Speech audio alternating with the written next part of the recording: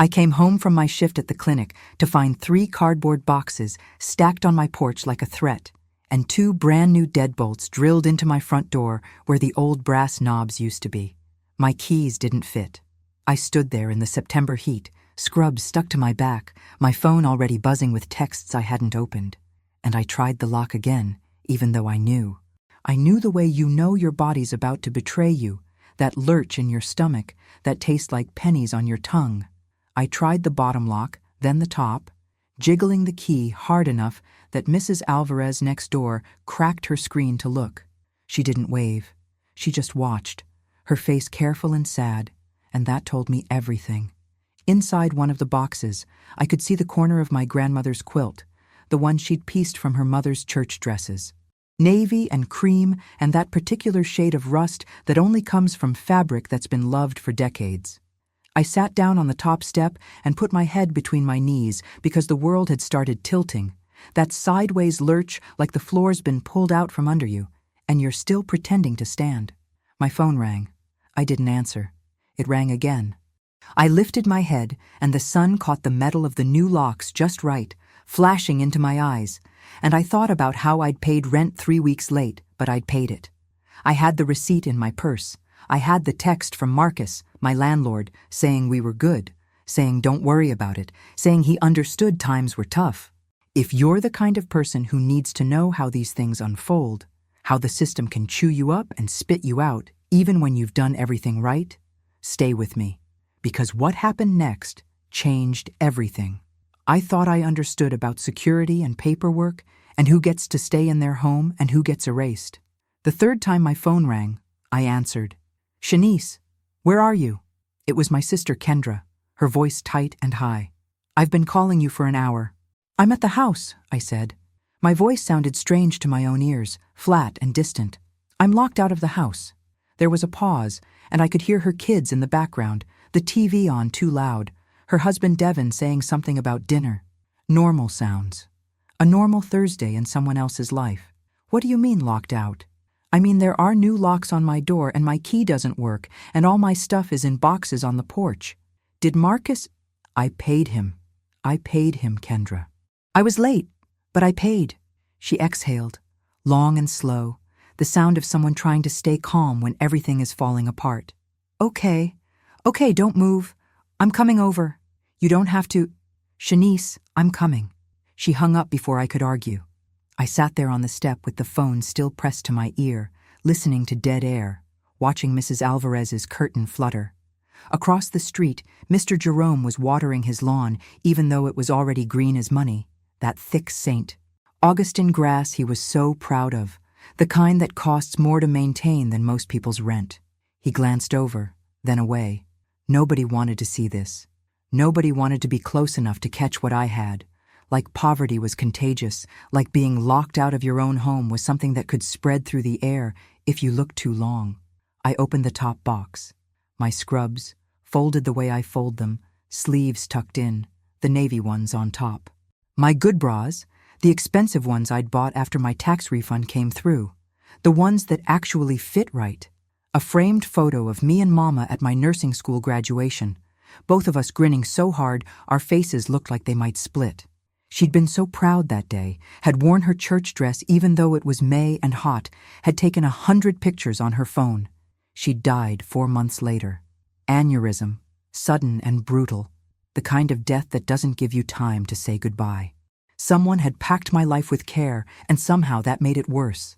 They'd touched my things, my intimate things, and folded them like they were doing me a favor. The sun was dropping lower, orange and furious, and the heat was the kind that sits on your chest like a living thing. Atlanta in September doesn't let go easy. The humidity wraps around you and squeezes until you can't tell if you're sweating or crying or both. I could smell someone grilling nearby, charcoal and lighter fluid, and the sweet smoke smell of barbecue sauce, and my stomach clenched because I'd skipped lunch, and now I was locked out of my own kitchen. A car slowed down as it passed. A Nissan with a cracked windshield, and the woman driving looked at me with that expression I was going to get used to. Pity mixed with relief that it wasn't her. I looked away first. Kendra's Honda pulled up 20 minutes later, crooked at the curb, and she got out already talking. "Did you call him? Did you call Marcus?" Not yet. Why not? Because I don't know what to say. She climbed the steps and looked at the locks, then at the boxes, then at me. Kendra's older by 3 years, and she's always treated me like I'm made of something that might break if you press too hard. Ever since Mama died, it's gotten worse. She squatted down and put her hand on my knee, her palm warm through my scrub pants. We're gonna figure this out. I paid him, Kendra. I know. I have the receipt. I have the text messages. I did everything right. Then we call him right now and we get this cleared up. She pulled out her phone, scrolled, tapped, put it on speaker. It rang 4 times before Marcus picked up. Yeah? Marcus, it's Kendra. I'm here with Shanice. What's going on with the locks? A pause. I could hear music in the background, something with a heavy bass line, voices. He was somewhere public, somewhere normal. What locks? The locks on her door, the boxes on her porch. Another pause, longer this time.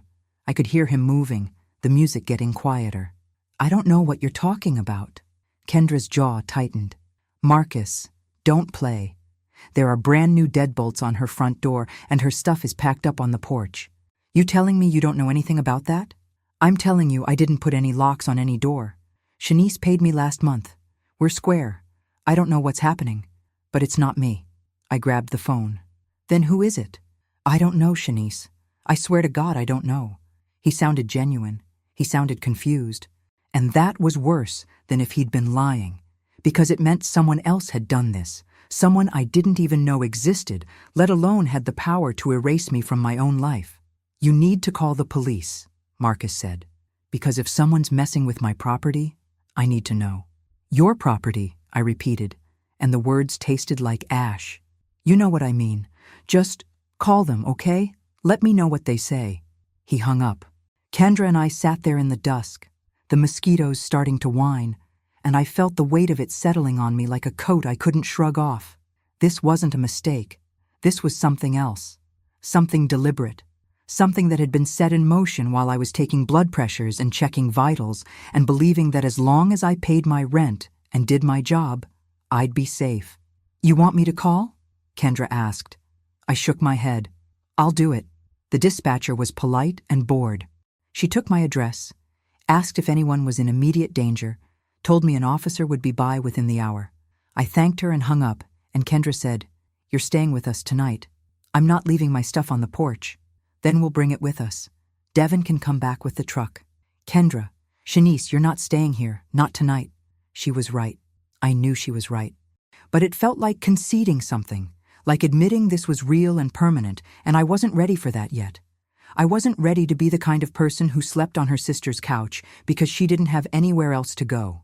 We loaded what we could fit into her Honda. The quilt, the photo, my work bag with my stethoscope, and the lunch I hadn't eaten, my laptop. The rest we stacked inside the recycling bin and covered with a tarp Kendra found in her trunk, the blue plastic kind with grommets, and we tied it down with bungee cords like we were securing something precious instead of the remains of my life. It wouldn't stop anyone determined, but it was something. It was the illusion of protection, and right then, illusion was all I had. By the time we finished, the streetlights were buzzing on and the police still hadn't come. The air smelled like honeysuckle and exhaust and disappointment. We can wait, Kendra said. No, let's go. She drove me to her place in Decatur, the little ranch house with the sagging gutter and the garden gnome Devin's mother had given them as a joke. The gnome was holding a sign that said, Welcome, in faded letters, and I wanted to laugh at the irony. Inside, it smelled like spaghetti sauce and laundry detergent and safety, and the kids, Tyler and Amara, were on the couch watching some loud cartoon with too many colors. They looked up when I came in, and Tyler said, Auntie Nacy, you sleeping over? Looks like it, baby. Amara grinned, all missing teeth and dimples. Can we do braids? Maybe tomorrow. Devin came out of the kitchen, dish towel over his shoulder, and gave me the kind of hug that didn't ask questions. He smelled like garlic and Old Spice, and I held on longer than I meant to. You good? Getting there. Kendra told me. That's messed up. Yeah. He nodded and went back to stirring sauce, and I loved him for not needing me to explain. Kendra set me up on the couch with a pillow and one of Amara's throw blankets, the one with the unicorns, and brought me a plate of spaghetti I couldn't eat. I picked at it while the kids finished their show, And when they went to bed, Kendra sat down next to me. "You gonna be okay?" "I don't know yet." She put her head on my shoulder, the way she used to when we were kids and Mama was working late and we'd watch TV in the dark to save on electricity. "We'll figure it out." I wanted to believe her. The officer called at 9:30. He was already gone, he said, had stopped by the house and checked the perimeter. No signs of forced entry, no evidence of a crime. The locks were new, but that wasn't illegal if the property owner authorized it. "I needed to contact my landlord," he said. This sounded like a civil matter. "I did contact my landlord," I told him. "He said he didn't do it." "Then you need to figure out who did, ma'am. There's nothing we can do. Someone locked me out of my home illegally. That's not nothing. Like I said, it's a civil matter. You'll need to take it up with the courts." He hung up before I could say anything else. I sat there holding the phone, staring at the blank screen, and I felt something harden inside me. If no one was going to help me, I'd have to help myself. I'd spent my whole life being told that if you worked hard and followed the rules, you'd be okay. But the rules kept changing, and nobody bothered to tell you until you'd already lost. The next morning, I called in sick to work, first time in 8 months, and took the bus back to my house. Kendra had wanted to drive me, but she had to work, and I told her I'd be fine. I wasn't fine. I was the opposite of fine. But I was functional, which sometimes is all you can be. The boxes were still there, the tarp still in place. I sat on the step and Googled eviction laws in Georgia on my phone until my eyes burned and the words started swimming together. Landlords had to give notice. 30 days, sometimes 60, depending on the lease. They had to file with the court. They couldn't just lock you out, not like this. Self-help evictions were illegal. What had happened to me was illegal, but proving it was another thing entirely. I called Marcus again. Voicemail. "Marcus, it's Shanice. Call me back, please." I called the number on the county property records website and got transferred 3 times before someone told me that yes, the property at my address was registered to Marcus Delacroix, but there had been a lien filed 2 months ago. Did I want the case number? I did. I wrote it down on the back of my hand in blue pen because I didn't have paper, the numbers smearing slightly in my sweat. And then I called the clerk's office and waited on hold for 20 minutes, listening to hold music that sounded like it had been recorded in 1987. When the clerk finally picked up, she sounded tired in the way that people who deal with other people's problems all day get tired. "Case number?" I read it off my hand. Typing sounds. "Okay, that's a foreclosure action. Lender-initiated proceedings in July." "Foreclosure." "Yes, ma'am. Property's scheduled for auction next month." The word hit me like a slap. "When was Marcus notified?" "Hold on." More typing. "Looks like initial notice was sent in May." May, 4 months ago. 4 months of him collecting my rent, cashing my checks, telling me we were good. 4 months of lying. I thanked her and hung up and sat there with the phone in my lap. The sun climbing higher, the heat pressing down like a hand on my chest. Marcus hadn't told me. He'd kept taking my rent. Late, but he'd taken it, knowing the whole time he was losing the house. And now someone else owned it, or was about to, and I was just a body in the way. Collateral damage. An inconvenience to be removed. Mrs. Alvarez came out to get her mail. She walked slow, like she was waiting for me to say something. When she got close, she stopped. "They came yesterday morning," she said. Her English was accented, careful. She'd lived here longer than I had raised 3 kids in that little house, and I'd never once had a real conversation with her. 2 men. They had papers. What kind of papers? I don't know. Official looking. They changed the locks and packed up your things, and one of them said something about a writ. A writ. That's what he said. I asked if you knew, and he said yes. He said you'd been notified. I wasn't notified. She looked at me with her soft, sad eyes, and I could see she wanted to help, but didn't know how. I could see she'd seen this before, maybe to someone she knew, maybe to herself. "I'm sorry," she said. "This is not right." I thanked her and she nodded and went inside, and I sat there trying to remember what a writ was. Something legal, something a court issued, something that meant they had the right to throw you out. I called the courthouse again, got transferred to a different department, and asked if there were any active cases involving my address. The woman on the phone made me spell my name twice, then put me on hold. Muzak again. the same synthesizer version of a song I didn't recognize. When she came back, she said, "Yes, ma'am, there's a dispossessory action. Looks like the new owner filed after the foreclosure sale." The foreclosure sale already happened? Last month, August 15th. August 15th. I tried to remember what I'd been doing that day. Working, probably. Taking vitals and checking charts and making sure Mr. Patterson got his blood pressure meds on time. Living my life like it was solid ground when really it was ice, already cracking beneath my feet. Who bought it? Let me see. Arcadia Property Solutions, LLC. I wrote it down in my phone. And the dispossessory action? That's the eviction case. Looks like they filed on August 20th. You were served notice on the 23rd.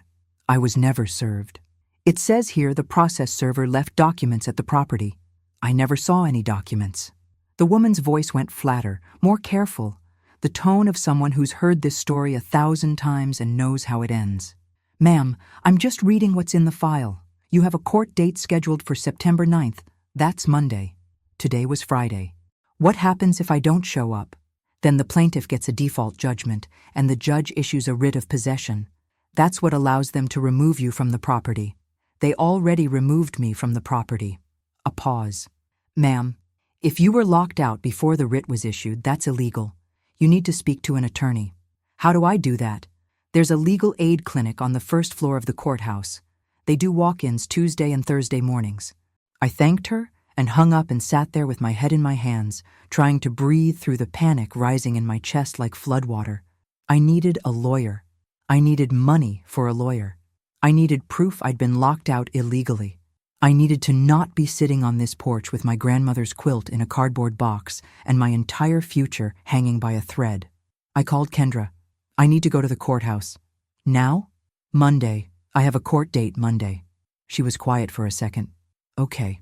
I'll take off work." "You don't have to." "Shanice, I'm taking off work. Pick you up at 8. "Kendra, don't argue with me. Just say okay." "Okay." I hung up and sat there until my legs went numb, until the mailman came and looked at me like I was something tragic, until a FedEx truck pulled up and the driver asked if I lived here, and I said no, not anymore. The weekend was a blur of phone calls and Google searches and growing dread. I found the legal aid clinic website and read through their intake requirements. Income limits. I was barely under.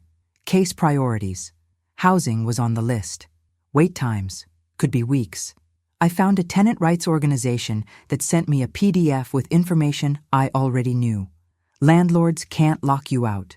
You have rights. Document everything. Call a lawyer.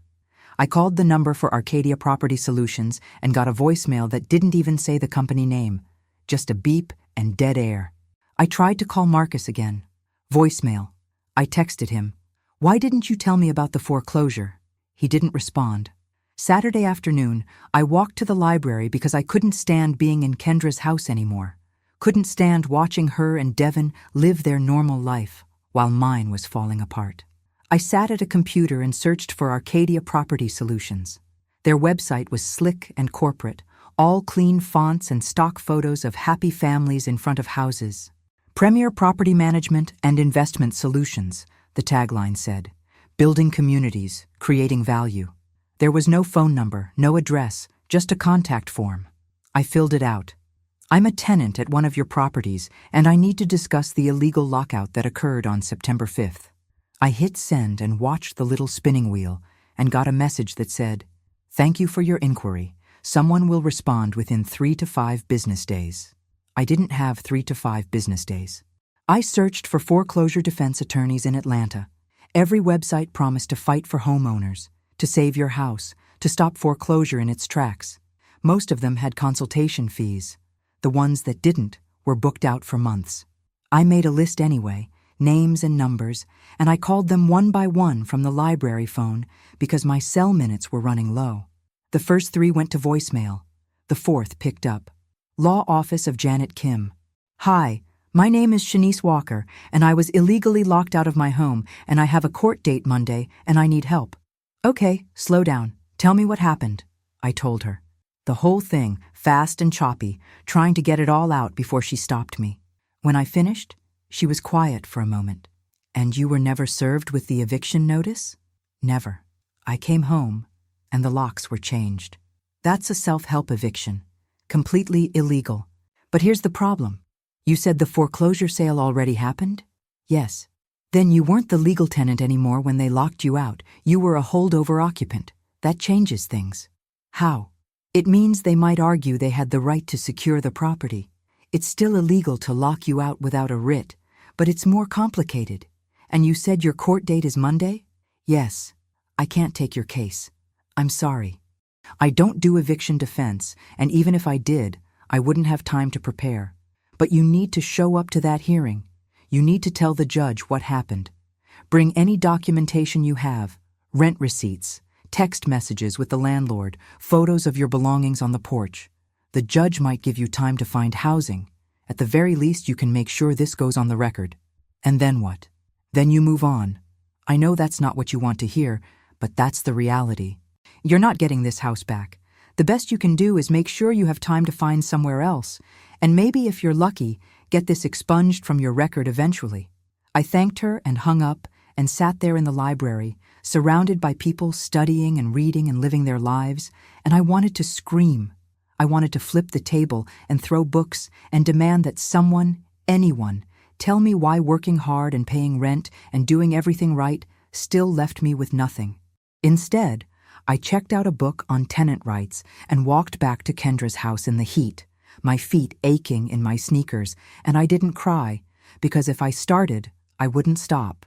Saturday night, lying on Kendra's couch with Amara's unicorn blanket pulled up to my chin, I let myself fall apart. Not loud, not theatrical, just quiet tears that slid down my temples into my hair. I thought about my mother, who'd worked 2 jobs to keep us in an apartment that leaked when it rained and had roaches no matter how clean she kept it. I thought about my grandmother, who'd owned her house outright, a little shotgun place in Savannah that she'd bought in 1978 for $12,000, and who'd told me that was the only kind of freedom that mattered. Nobody can put you out of something you own, she'd said. But even she'd lost it eventually, to medical bills and a reverse mortgage she didn't understand. And she died in a nursing home that smelled like bleach and sadness.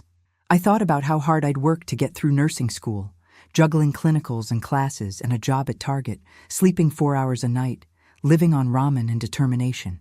I thought about the day I passed my NCLEX, how I'd cried in my car in the parking lot because I'd actually done it. I'd actually made it. I thought about my first paycheck, how I'd stood in line at the bank to deposit it and felt like I'd finally arrived. Like I was safe. And now I was homeless. Not street homeless, not yet, but unhoused in the way that meant I didn't have a place that was mine. I was a guest on my sister's couch, a burden, a problem to be solved. I was the thing people whispered about at church, the cautionary tale mothers told their daughters. See what happens when you don't plan ahead. See what happens when you trust the wrong person. Never mind that I had planned. Never mind that I'd done everything I was supposed to do. Never mind that the system was rigged and I was just the latest person to find out. Sunday, Kendra made me go to church with them. I didn't want to, but she insisted in that way she has, where she's not really asking, and I didn't have the energy to fight. We went to the little AME church her mother-in-law attended, the one with the good choir and the pastor who preached like he was telling you a secret. Mount Zion, it was called. And it sat on a corner in East Lake with a parking lot that was always full and a fellowship hall that smelled like fried chicken every Sunday. I sat in the back and listened to the hymns and tried to feel something other than hollow. The choir sang, "His eye is on the sparrow," and the older women in the front row swayed and hummed. And I thought about all the times I'd heard that song, all the times I'd believed it meant God was watching, God was protecting, God wouldn't let you fall. But I had fallen, I was falling. And there was no net. After the service, Pastor Gaines found me in the fellowship hall. He was older, maybe 70, with hands that shook just slightly when he held his coffee cup and a voice that was still strong. "Kendra tells me you're going through something." "Yes, sir. You need anything?" I almost said no. I almost did the thing I'd been taught to do, which was smile and say I was fine and not be a bother. Don't ask for help. Don't be a burden. Handle your business and keep your head up. But I was so tired. I was so tired of holding it together, of pretending I was okay, of believing that if I just worked hard enough, I'd be safe. "I need a place to stay," I said, "and I need help fighting an eviction." He nodded, slow and thoughtful. "Let me make some calls. I don't want to be charity." "It's not charity, it's community. There's a difference." He squeezed my shoulder. "Come see me Tuesday after your court date. We'll figure something out." I thanked him, and he moved on to greet someone else, and I stood there with a paper plate of potato salad I couldn't eat, and for the first time in days, I felt something close to hope. Monday morning, Kendra and I drove to the courthouse in downtown Atlanta, and I wore the one good dress I'd managed to grab from the boxes. Navy blue, professional, the kind of dress that said I was someone who deserved to be listened to. I'd ironed it at Kendra's house, standing in her kitchen in my underwear while she made breakfast, and Devin had walked in and immediately backed out with his hands up. My bad, my bad. We'd laughed, the three of us, and it had felt good to laugh about something. We parked in the deck that cost $12 for 2 hours, and I tried not to think about how that was half a meal, how I was counting pennies now in a way I hadn't had to in years. We walked through the metal detectors and found the courtroom on the 3rd floor, room 3C, and my heart was pounding so hard I thought I might pass out. The room was full of people who looked like me, tired, scared, holding folders and papers, and trying to look like they understood what was happening. Black and brown faces mostly, a few white folks who looked just as lost. The judge was a white woman, maybe 50, with reading glasses on a chain and a voice that carried. She went through cases fast, 5 minutes each, and most of them ended the same way. Judgment for the plaintiff, writ of possession issued, defendant ordered to vacate. Some people tried to argue. But I paid. But I have kids. But I need more time. The judge listened, but her face never changed. She had a job to do, and she was doing it, moving through the docket like someone checking boxes on a list.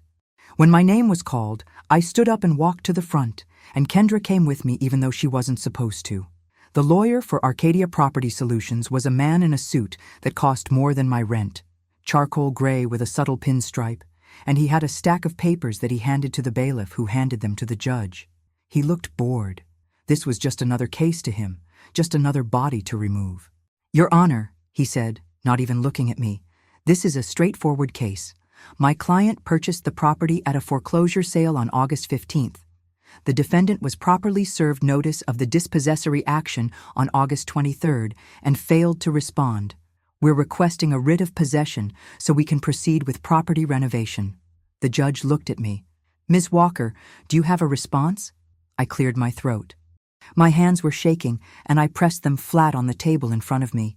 "Your Honor, I was never served. I never saw any papers, and they locked me out of my home before any writ was issued.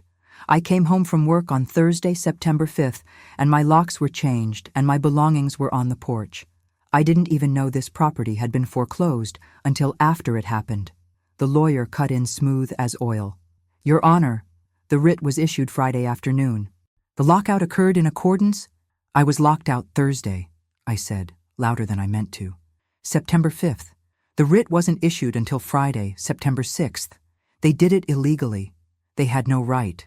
The judge looked at the lawyer. "Is that true, Mr. Reeves?" He shuffled his papers, and for the first time, he looked uncomfortable. "Your Honor, there may have been some confusion about the timeline, but the fact remains that Ms. Walker is occupying the property without legal right. The foreclosure was proper, the sale was proper, and my client is entitled to possession. Any issues with the timing of the lockout are—" "That's not what I asked," the judge said, and her voice went cold in a way that made the whole courtroom go quiet. "Did your client lock her out before the writ was issued, yes or no?" "I'd have to check with—" "Then check." He pulled out his phone, stepped to the side, made a call. I stood there at the table, hands shaking, and Kendra reached over and squeezed my wrist. The courtroom was silent except for the hum of the air conditioning and the scratch of the court reporter's machine and my own heartbeat in my ears. The lawyer came back.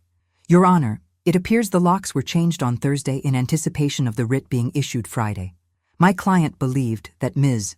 Walker had been properly served and that the writ was imminent, and they moved forward to secure the property. There was no malicious intent." "Your client believed wrong," the judge said. "That's an illegal lockout, Mr. Reeves. You know that. I know you know that because you're not a first-year associate and I've seen you in this courtroom before. So let me be very clear. If I hear about your client engaging in self-help evictions again, I will sanction them. Do you understand? Yes, Your Honor. Ms. Walker, do you have somewhere you're staying currently? With my sister. And your belongings? Some are with me. The rest are still at the property, as far as I know. The judge took off her glasses and rubbed her eyes. She looked tired, and for a moment I saw her as a person instead of just a judge. Someone who'd probably heard 100 stories like mine, who knew the system was broken but had to work within it anyway. Here's what's going to happen, she said. Mr. Reeves, your client is going to provide Ms. Walker with access to the property to retrieve all of her belongings. You're going to give her a full week to do so, and you're going to provide written confirmation of this arrangement. If any of her property is missing or damaged, she can file a claim in small claims court. And you're going to be very, very careful about following the law from here on out. Because if I see another case like this from Arcadia Property Solutions, I will not be this generous. Do you understand? Yes, Your Honor. Ms. Walker, I'm issuing the writ of possession, which means ultimately you will have to vacate. I'm sorry, but the foreclosure was legal and the sale was legal, and my hands are tied on that. But you have 7 days to get your things and find another place. I'm also going to refer you to the legal aid clinic downstairs. They may be able to help you explore your options, and they can advise you on whether you have grounds to pursue a claim for the illegal lockout. That's the best I can do. Thank you, Your Honor. She banged her gavel and called the next case, and just like that, it was over. 3 minutes, maybe 4. My entire future decided in the time it takes to microwave a burrito. Kendra and I walked out of the courtroom into the hallway, and I felt like I'd been holding my breath for an hour. You did good, she said. I still lost. But you get your stuff back, and you made them look bad. Did you see his face when the judge called him out? I had. I'd seen him flush, seen his jaw tighten. It was a small victory, but it was something. He'd had to admit his client had broken the law. It was on the record now. It wouldn't change anything, but at least it existed. We went downstairs to the legal aid clinic, and the waiting room was full. 20 people, maybe more, all of us with the same defeated look. We took a number, 37, and sat down in plastic chairs that were bolted to the floor. The receptionist said it would be at least 2 hours. Kendra had to get back to work. She'd already taken the morning off, and her boss was texting her, asking where she was. You gonna be okay? Yeah. Go. I'll take the bus back. You sure? I'm sure. She hugged me hard. The kind of hug that says, I love you and I'm sorry and I wish I could fix this all at once. And then she left. I sat in that waiting room and watched people come and go, watched families with kids who should have been in school, watched old folks who moved slow and talked soft. We were all in the same boat, all of us drowning in paperwork and debt and systems we didn't understand. My number was called at 1:30. The attorney was young, maybe 30, with tired eyes and a coffee stain on her shirt. Her name was Lisa Chen, and she listened to my story while taking notes on a legal pad. So, you were locked out before the writ was issued, she said. Yes. And you have proof of this? I have the date I came home and found the locks changed. September 5th. The writ was issued September 6th. And you never received service of the eviction notice? Never. She tapped her pen against the pad. Okay. Here's the situation. The illegal lockout is a violation, and you could potentially sue for damages. But realistically, you'd be looking at small claims court, and the damages would be limited. Maybe a month's rent, maybe your moving costs. And it would take time and energy, and there's no guarantee you'd win. So I should just let it go. I'm not saying that. I'm saying you need to think about what you want here. Do you want to fight this on principle, knowing it's going to be an uphill battle? Or do you want to focus on finding stable housing and moving forward? I want them to be held accountable. I understand that, but accountability doesn't always look the way we want it to. Sometimes it's just getting out alive. She gave me a pamphlet on tenant rights and a list of resources: emergency housing, rental assistance programs, credit counseling. She told me to document everything, to take photos of my belongings when I retrieved them, to keep every receipt and text message. And then she told me what I already knew. I wasn't getting the house back. The foreclosure was legal, the sale was legal, and I was just collateral damage. I'm sorry, she said, and she meant it. I wish I had better news. I thanked her and left, and I stood outside the courthouse in the September heat, watching people stream past, and I felt more alone than I'd ever felt in my life. That afternoon, the lawyer for Arcadia Property Solutions emailed me a letter authorizing me to access the property. The email came from an assistant, not from him, and it was cold and professional. Please find attached authorization for property access. You have until September 13th to retrieve your belongings. After that date, any remaining items will be considered abandoned. I printed it at the library and went back to the house with Kendra and Devin and his truck. The new locks were still there, but taped to the door was a key in a plastic baggie with my name written on it in Sharpie. Like I was picking up a package. Like this was just a transaction. Inside, everything was wrong. The furniture was still there. Marcus's furniture, the couch with the sagging cushion, the table with the wobbly leg, the bed frame I'd slept in for 3 years. But the space felt violated. Someone had been through my things. Not stolen, just touched. Rearranged. The drawers in the bathroom were open, the closet door ajar. My winter coats pushed to one side. It felt like standing in a room where someone had just been, where you could still feel the heat of their presence. We packed everything that was mine.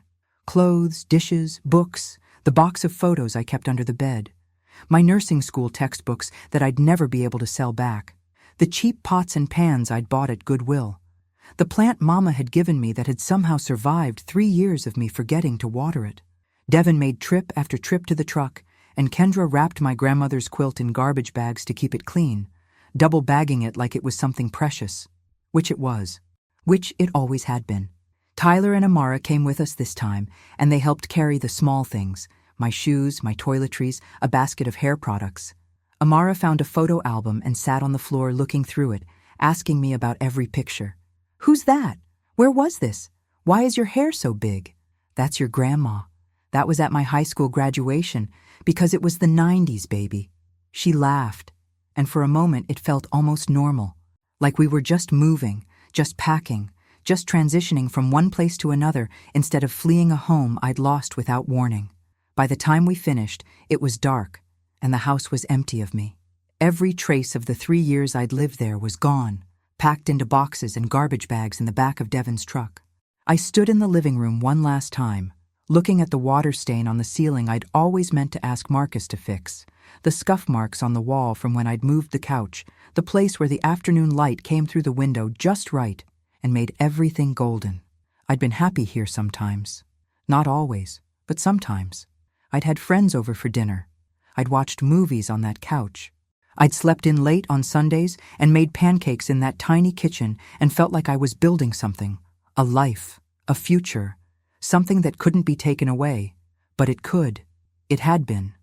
And now I was standing in an empty room, holding the key to locks I'd never opened, and the only thing left was to leave. Devin put his hand on my shoulder. "You ready?" "Yeah." We locked the door behind us and left the key on the kitchen counter like the lawyer had told me to, and I didn't look back. I couldn't. If I looked back, I'd break, and I needed to hold it together just a little bit longer. The next few weeks were a kind of purgatory. I stayed with Kendra and Devin, sleeping on the couch that pulled out into a bed, trying to be helpful and invisible at the same time. I did dishes, I folded laundry, I helped Amara with her homework and listened to Tyler talk about video games I didn't understand. I contributed to groceries when I could, slipping $40 into Kendra's purse when she wasn't looking, because she wouldn't take it if I tried to give it to her directly. I worked my shifts at the clinic and came home exhausted, and every night I searched for apartments online. I called landlords who wanted proof of income, references, background checks, credit scores. I explained about the eviction, tried to make it sound better than it was, tried to convince them I was a good risk. Most of them stopped returning my calls after the first conversation. "Do you have a co-signer?" they'd ask. "No." "Can you pay 6 months up front?" "No." "I'm sorry, but with an eviction on your record, we just can't take the risk." Click. I looked at rooms for rent, places where I'd share a house with strangers. Some of them were fine, clean, affordable, respectful housemates. But most of them were sketchy. Locks that didn't work. Landlords who wanted cash only, no receipts. Men who looked at me too long when I came for the showing and asked if I had a boyfriend. I looked at studios in neighborhoods I wouldn't walk through after dark. I looked at places that were an hour from work, that would cost me more in gas and bus fare than I'd save on rent. I looked at places that didn't allow overnight guests, that had curfews, that felt more like shelters than homes. And every night, I came back to Kendra's couch and tried not to cry.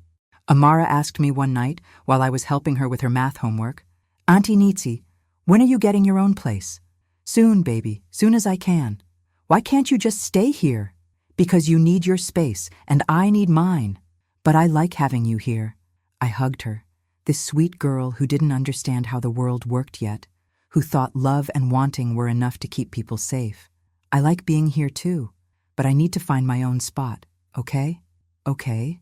She went back to her homework, and I sat there feeling like a failure, like I was letting her down, letting Kendra down, letting myself down, like I was supposed to have it together by now, supposed to be the auntie with the nice apartment who took the kids on adventures, not the one who slept on the couch and couldn't find a place to live.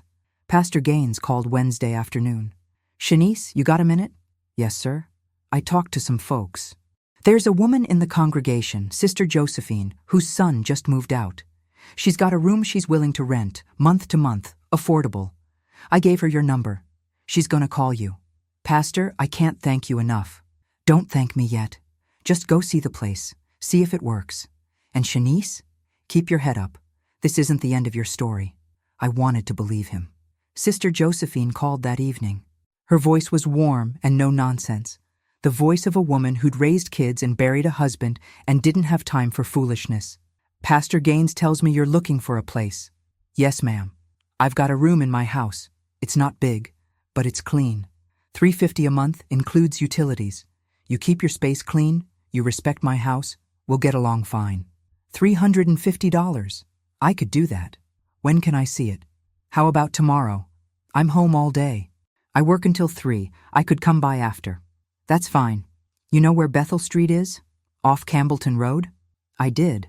Southwest Atlanta, a neighborhood I didn't know well but had driven through. Working class, older homes, the kind of area that was holding on by its fingernails. "Yes, ma'am." She gave me the address and I wrote it down, and when I hung up, I felt something I hadn't felt in weeks. Possibility. Thursday after my shift, I took the bus to Bethel Street. The houses here were small and old, most of them well kept, with little yards and chain-link fences.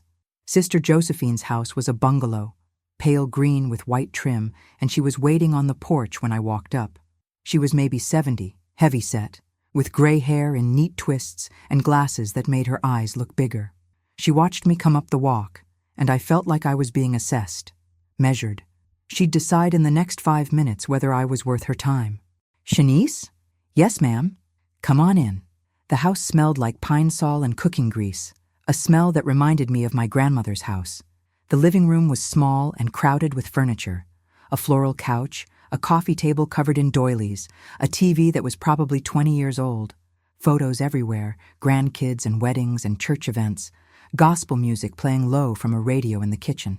"Rooms back here," she said, leading me down a narrow hallway. She moved slow, one hand on the wall for balance, and I matched her pace. The room was at the back of the house, small and square with one window that looked out on the backyard. There was a twin bed with a metal frame, a dresser with 3 drawers, and a closet with a door that didn't quite close all the way. The walls were pale yellow, and there was a water stain in one corner that someone had tried to paint over. "Bathrooms across the hall," Sister Josephine said. "You'll share it with me, but I'm up early and in bed early, so we shouldn't have any conflicts. No overnight guests, no drugs, no loud noise after 10. You want to have people over, you ask me first. Kitchen's shared, but you buy your own food. And you keep your space clean. I don't tolerate mess." "Yes, ma'am." "You work?" "I'm a nurse, at the clinic on Metropolitan." She nodded, like this was a good answer. "How come you're looking for a room?" "Pastor Gaines didn't say." I could have lied. Could have said I was new to the area, looking to save money, any number of things. But I was tired of lying, tired of making excuses. I was evicted, illegal lockout. The house I was renting got foreclosed, and the new owners changed the locks before the court issued the writ. I've been staying with my sister, but I need my own place. Sister Josephine looked at me for a long moment. You got a drug problem? No, ma'am. Criminal record? No, ma'am. You pay your bills? I do. I was never late on rent until the month before the lockout, and I paid that before they evicted me. I can show you my pay stubs, references from my supervisor, whatever you need. She nodded again. Pastor Gaines vouched for you. That's worth something. I'll need first month and deposit. That's $700 total. You can move in this weekend if you want. $700. I had $400 in my savings account. I'd been putting aside $20 every paycheck, trying to rebuild after paying Marcus. Can I give you $500 now and the other $200 next Friday when I get paid? No, $700 up front or I'll find someone else. I stood there in that little room with the water-stained wall and the closet that didn't close and the window that looked out on a backyard full of weeds, and I did the math in my head. If I asked Kendra for a loan, she'd give it to me. But she'd already done so much, and I didn't want to keep asking.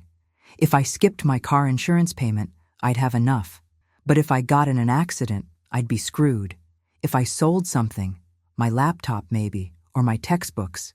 But I needed my laptop for the online classes I was taking, and the textbooks wouldn't get me more than $50. I can have it by Saturday, I said. I just need to move some things around. Saturday works. Bring cash. We shook hands, and I left with the address written on a piece of paper she'd torn from a notepad by her phone, and I walked to the bus stop, trying not to panic about where I was going to get $300 in 2 days. I called Kendra from the bus. I found a place. That's great. Where? Bethel Street. It's a room in an older woman's house, $350 a month. That's good. That's really good, Shanice. I need $700 up front, and I only have $4. She didn't even hesitate. I'll bring you the money tomorrow. Kendra, I can't keep... Yes, you can, and you will. I'm bringing it tomorrow, and you're going to take it, and you're going to get your own place, and we're not going to argue about it. Okay? My throat got tight. Okay. And Shanice, I'm proud of you. You didn't give up. You kept looking and you found something. That matters.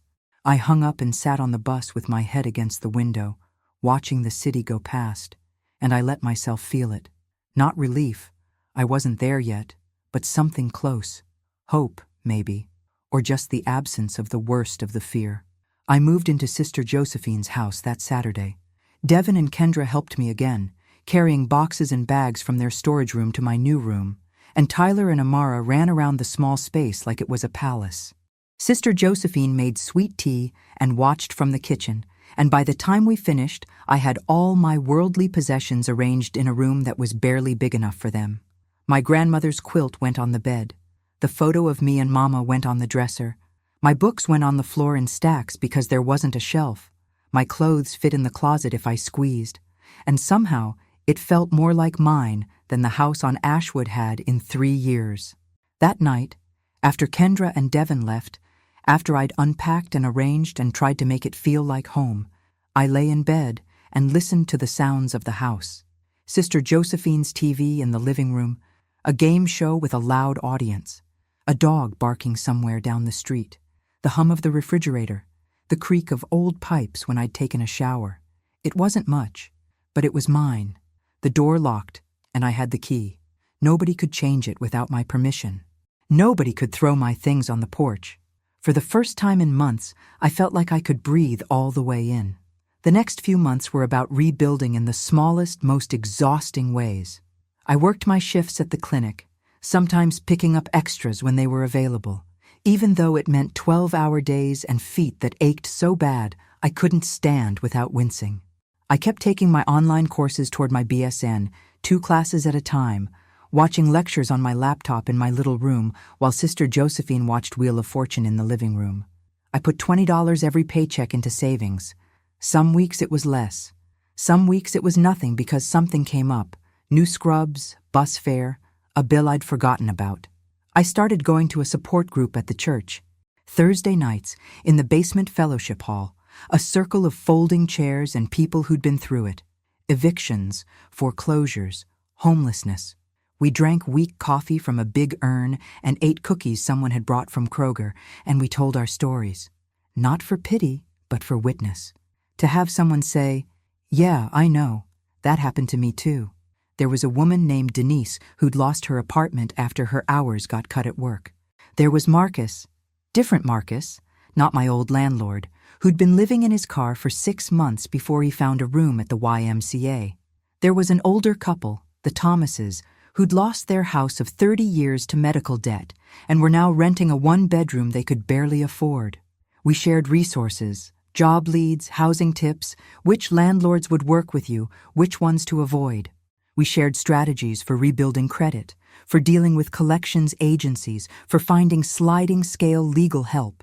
And we shared something harder to name, the knowledge that we weren't alone, that this system that had chewed us up and spit us out had done it to others too, that it wasn't personal even though it felt personal. You ever feel like you're just treading water? Denise asked one night. Like you're doing everything right and you're still not getting anywhere? Every day, I said. Me too, Marcus said. I got a job, I'm saving money, I'm doing the steps, and I'm still one emergency away from being back in my car. Pastor Gaines, who sat in on the meetings sometimes, leaned forward. That's the trap, though. They want you to believe that. They want you to think you're not working hard enough, not smart enough, not deserving enough. But the truth is, the system's broken.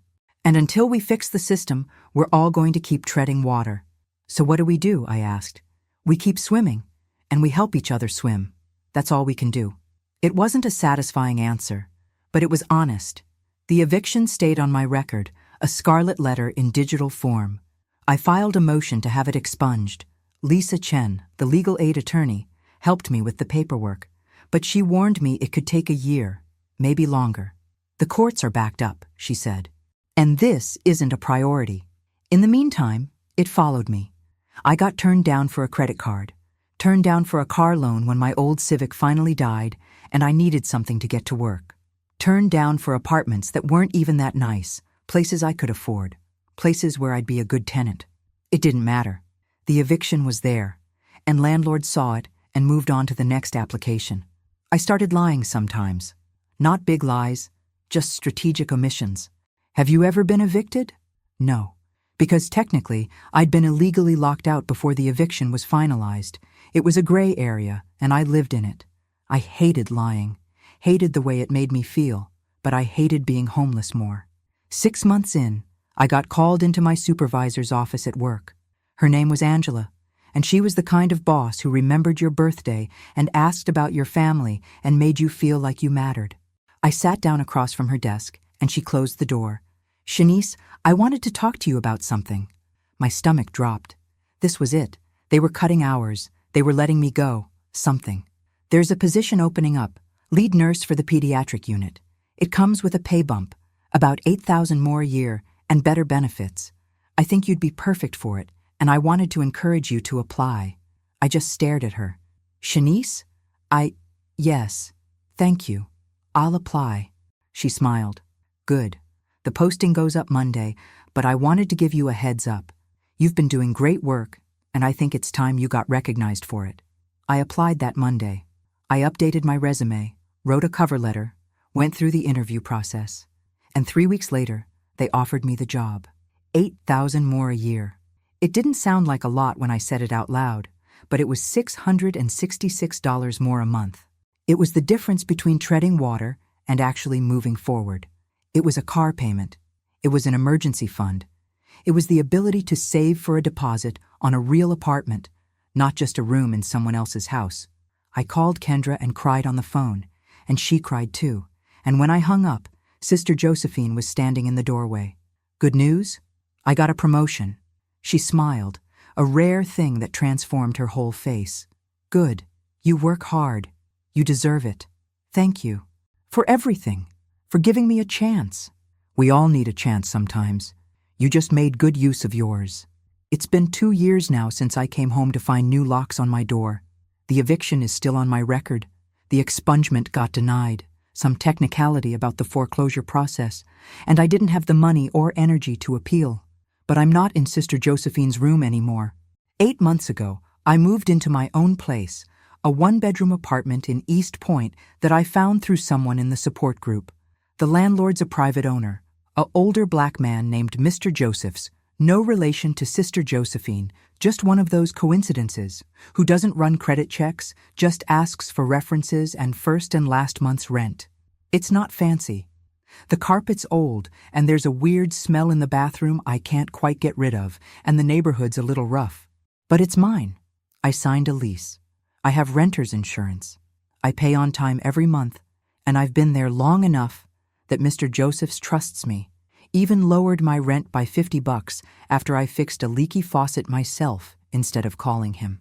I finished my BSN last semester. Took me 3 years of night classes and online modules and studying while exhausted, but I did it. I walked across a stage in a cap and gown, and Kendra and Devin and the kids were there, and Amara made me a sign that said, "Auntie Nisi is a doctor," even though I tried to explain that I'm not a doctor, I'm a nurse. But to her, it's the same thing. To her, I'm someone who worked hard and made it. The promotion's been good.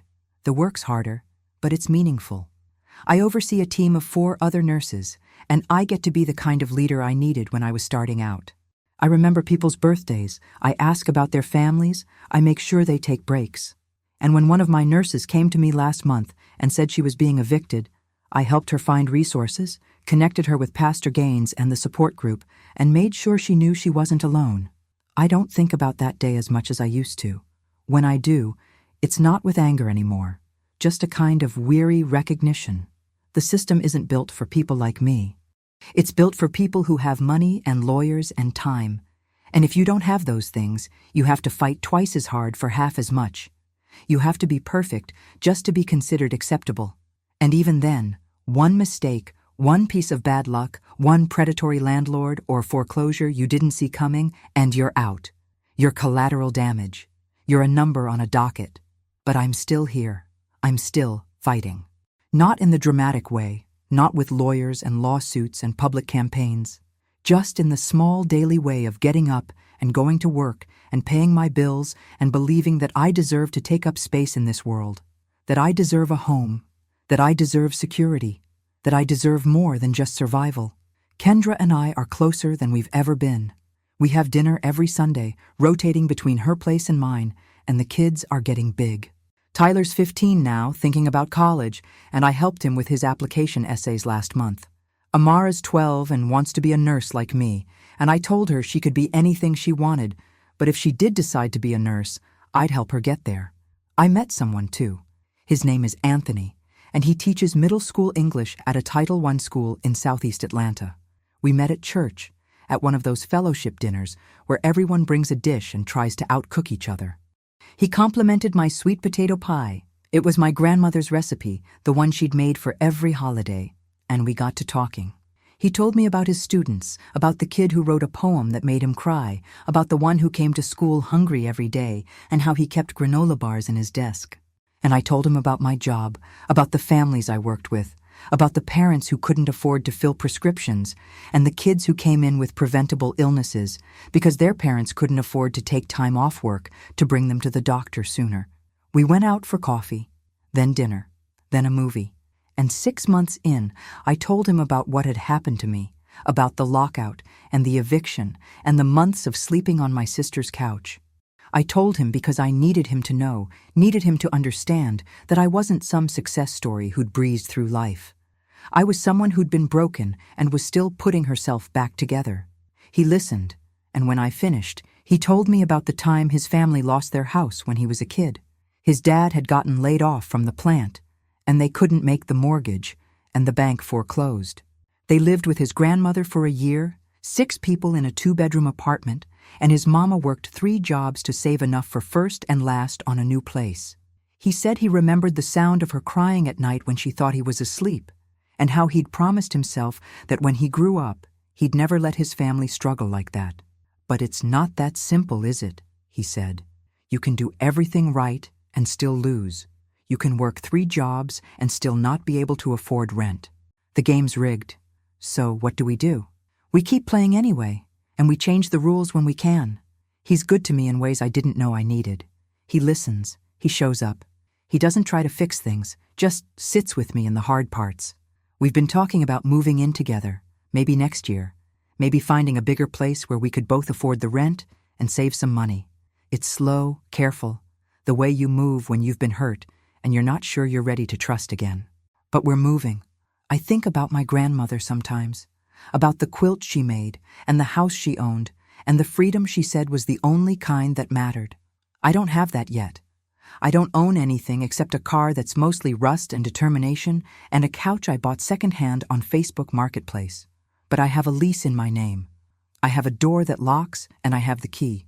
I have a job I'm good at and a degree I earned and a savings account with more than zero in it.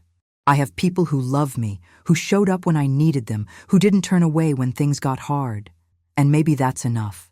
Maybe that's all any of us get, and we have to build our freedom from there, 1 month's rent at a time, 1 shift at a time, 1 choice to keep going when it would be easier to stop. The support group's still meeting Thursday nights, and I still go when I can. We've lost some people. They moved, found stable housing, moved on, and we've gained new ones. The stories are always the same, just with different names and addresses. The system's still broken. People are still losing their homes, still fighting to survive, still trying to believe that tomorrow might be better than today. Last week, a young woman came for the first time. She was maybe 25, and she'd just been evicted from her apartment. Illegal lockout. Same as me. She sat in the circle and cried, and I recognized everything in her face. The fear, the shame, the disbelief that this was happening to her. When she finished, I told her my story. Not all of it, just enough. And I told her what I wished someone had told me 2 years ago. This doesn't define you. It's something that happened, not something you are, and you're going to get through it. She looked at me like she didn't believe it, and I understood that too. But I kept talking anyway, because someone needs to. Someone needs to say that survival is possible, that there's life on the other side of this, that the broken places don't have to stay broken forever. At the end of the meeting, she came up to me and asked if I could help her find resources, and I gave her my number and told her to call me anytime. And driving home that night, I thought about how strange it was that the worst thing that ever happened to me had somehow turned into something I could use to help other people. Not that it made it worth it, not that I'd choose it if I could go back, but at least it meant something. At least I could take this broken, jagged thing and turn it into something useful. I pulled into my parking spot at the apartment complex, gathered my bag and my phone, and walked to my door. It was late, after 9, and the complex was quiet. I unlocked the door, first lock, then the deadbolt, and stepped inside. The air smelled like the lavender candle I'd left burning that morning, and the space was small and imperfect, and mine. I locked the door behind me, both locks, and I stood there for a moment, just breathing, just being grateful for this small, hard-won thing. And if you've stayed with me all the way through this, if my story has meant something to you, I hope you know that you're not alone either.